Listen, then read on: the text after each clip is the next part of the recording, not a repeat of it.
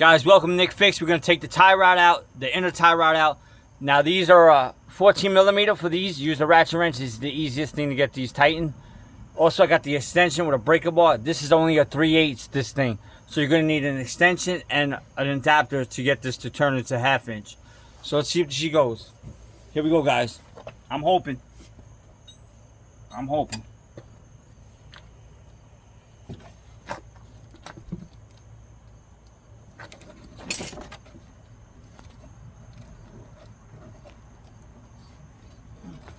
Man, she's got so much force.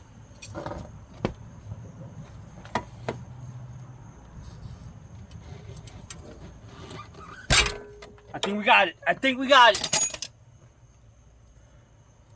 Yep, we got it, guys. Woo! We got it! Yeah, baby!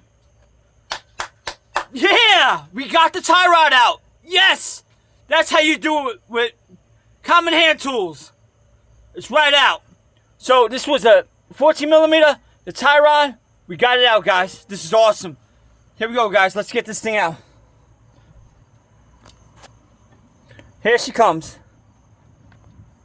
Woo! Now that's what we call muscle boy.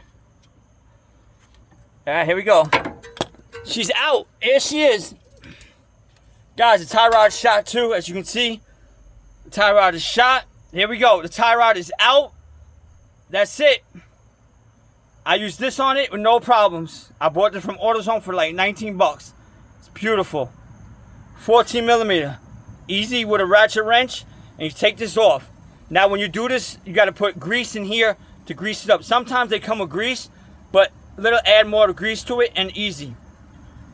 Hope you like the content. Thanks for watching, guys. Appreciate all the support. Have a good one.